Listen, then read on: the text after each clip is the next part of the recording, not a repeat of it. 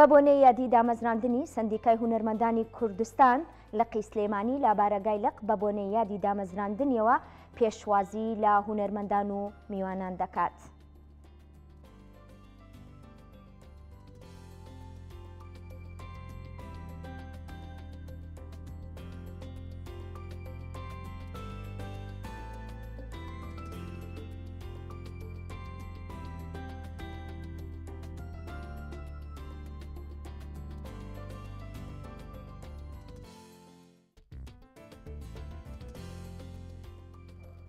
پامنێرمان ڕێژنە ڕزگار پاژەوەی چەپکەگوڵی پیرۆزبایی پێشکەش بە سەرۆکی سندیکای هونەرمەندان کرد.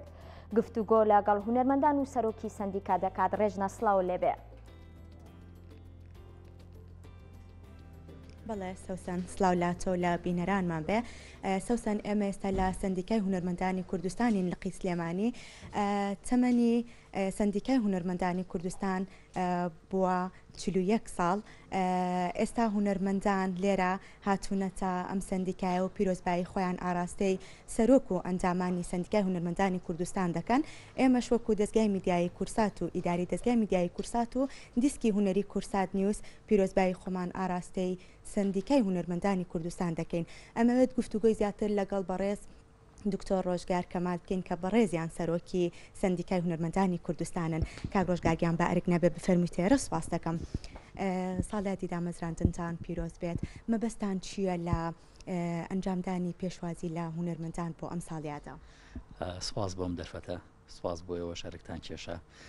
هەڵبەتە سەرەتان پیرۆزبایی یادی دامەزراین سندیکای هونەرمەندانی کوردستان لە خۆمان و سەرجەم هونەرمەندانی کوردستان و پارێزگای سلێمانی ژەکەین بە تایبەتی بەبێ جیاوازی لە نێوان ژانرە هونەرە جیاوازەکانی وەکو شان و سینەما و شێوەکار و میوزیکدا. هەڵبەتە بە باشمانزانی جیاوازتر لە چالاکی و پرۆژەکانی ترمان. هەڵبەتەمە و پرۆژ و چالاکیانێک ئێمە کارمان تیاکرۆ لە قیسلێمانی لە هۆڵەکان لە پێشانگاکان لە ناو گەلێرەکانە کارەکانمان بەڕێواز واتە لە دەروی سندیکا بوو. بە باشمانزانی ئەم گرتبوونەوە یاخود تەرجەمەیە یاخ و میوانان و خوازەزان و خۆشەویستانی سندیکای هونەرمەندانی کوردستان لە ناو قیسلێمانی ئەم جارە کۆبینەوانێ بۆی کاریش نەبتوانین گفتوگۆیە بکەین ڕاپێژنیار بکرێ و گوێشمان لە هونەرمەندان بێ لە نزیکەوانێک کاج پێشنیار و داواکاریشکیان هەیە یاخود هەشتێک ئێمە لە ساڵی ڕابردووە نەمانتوانی بێ هەرچەندە ئەوەندی لە توانە بۆ ئێمە درێخیمان نەکرۆ بەڕاستی بۆ هەموو ناوەندەکان بۆ هەر چوار ناوەندە هونەرێکە لای هەمووتان ئاشکرایە کە سندیکای هونەرمەندانی کوردستان و هەتا لە قیسلێمانیش ئێمە هیچ من حەیشی نییە ئەم سندیکا خودەم لەخە بەڵام بە پێ و توانای خۆمان و پەیوەندیانی خۆمان کە هەمانە هەوڵمان ناوەکە هەر چۆن بێ کاریشی وا بکەین کە لە خزمەتی هونەرمەندان نابین بەبێ جیاوازی لە نێوان هەر چوار بوارەکەیە. کاتە سندیکای هونەرمەندانی کوردستان توانیەتی هاوکاری و هەماهەنگی بکات بۆ هونەرمەندان بەبێ جیاوازی؟ لە ڕاستیە ئەتوانم بڵێم مەهام و پلان و ئامانجی ئێمەیە کە لە نێوان هەر چوار بوارەکە بەبێ جیاوازی کارمان کردو کە لە توانادا بووە. چکە بەڕاستی وەکو ئاماژەم پێکرێمە ڕەنگە توانایکی لۆکولانە مادێک کاڵم کە توانایکی زۆر مەحدودمان هەیە بەڵام پۆڵمان ناوە کە لە نێوان هەموو بوارەکانە دەستمان بۆ هەموو جونگەکان بردووە کارمان لەسەر کردووە. هەرچەندە ناتوانم بڵێم هەموو شانی ویستوانێمە کارمان لەسەر کردووە نەخێر. ئێستاش زۆرشتی تر هەیە کە لە ئاستی و محیەمانی و نەتوانرا بکرێ بەڕاستی بەڵام ئەوەی لە تواناییمە هەبوو بێ و هەوسافی کە لەگەڵ ما بۆ هاوڕێیان لە دەسەی باڵای لە قیسلێمانی هیچ درێخیمان نەکرۆ و هەوڵی تاومان داوە. ئێمەش بە هیواین ئەو قەیران و ئەو نەهامەتیانی یەنە بەردەم سندیکای هونەرمەندانی کوردستان و هونەرمەندان لە ساڵی نوێیان نەمێنێت و بەرەو پێشکەوتن بڕۆن. کاک ڕۆژگار ئەمەوێ بپرسم پلانتان بۆ ساڵی نوێچیا خودت کە پێتان ناوەتە 41 ساڵی تەمەنتانەوە ئەتانێت لە داهاتوە چ کارێک بکەن ئەگەر باسێکی ئەوشمان بۆ بکەی سوپاس دەکەم. لە ڕاستیە ئێمە بەدڵنیاییەوە پلانی داهاتومان بۆ ساڵی ئایندەکە ساڵی 2024 ئێمە پلانێکی جیاوازترمان هەبێت کە جیاوازتر لە ساڵی ڕابردوو هەڵەتە بەشێک لەو پرۆژانی کە هەبوو نەماتوانی و فریای پێی ناخود لە توانەماندانە بۆ لەو کاتیا بە ئەنجامی بگەێنین هەوڵدین و پرۆژانە جێبەجێ بکەین تایبەت بە هەر چوار ناوەندەکە جگە لەوەش هەوڵدەین کە لە نزیکەوانێ لەگەڵ ئەندامەکانی خۆمان کە ئەمە ڕێژێکی بەرچاو ئەندام هەیە لە ناو لە قیسلێمانی سندیکای هونەرمەندانی کوردستان بە بەراورد بە لەخەکانی تر هاتوانم بڵێم زۆرترین ئەندام لە ناو لەخەکە ئێمە هەیە هەوڵەین زیاتر نزیک بینەوە لیان دانیشتن و گروپاتمانە بێ لەگەڵ یانە پرۆژەکان بەرفراوانترەکەین جگەل لەوەش کە ئێمە یەکێکی لەو پلانی کارمان لەسەر کردو ئامانجمان بۆ کە چالێکی پرۆژەکانمان نەوەی بێ بۆیە کا لەسەرەوەش بە تاکی دەکەینەوانی و پلانی بورترمان بۆ داڕشتەوە هەڵبەتە بە دڵنیایە و لە کاتی خۆی پێشکەشکردنیا و کاتەیە بەڕێستان و بینەرانیش ئاگادارەکەینەوەوانێ. سپاس دووبارە بە هیوای سەرکەوتن بۆ بەڕێستان و بۆ سندیکا.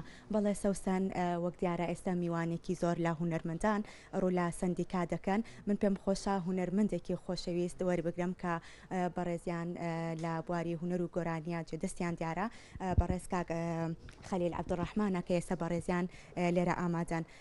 کاک خەلیلیان سڵاوت لێبێ، ڕۆلی سندیکای هونەرمەندانی کوردستان بۆ هونەرمەندان چۆن هەڵەسەنگێنیت؟ ئەخوا بەخێر بێن، ئێمەتان بەسەر کردووە بەخێر بێن، سەرچاو سوپاسانەکەین. وەڵی تەمان ڕێری سندیکا خزمەتی هەموو لایەکمانی کردووە، بەڵام ئەویش تەمان بە جۆرەی توانایکی مەحدود کە هەیەی، چونکە ئەمە توانایە ئەم کە هەیەی سندیکا ئەبێ چاوی لە دەستی حکوومەتەوەیە، ئەبێ حکوومەت بجێژی بۆ تەرخانکە بۆی بدوانێ زیاتر خزمەتی هونەرمەندانی بکە. ئێمە بۆ نمونەیە شتێک بۆ جەنابە وازەکەم ڕێزەنانێکمان هەبوو کاتی خۆی کە ڕێزەنانەکەمان نەماوە.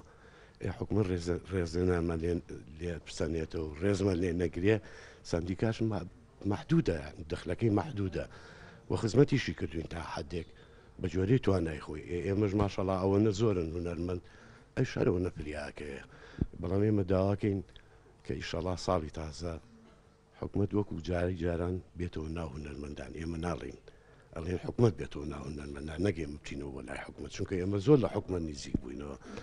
زۆر دەستخۆش.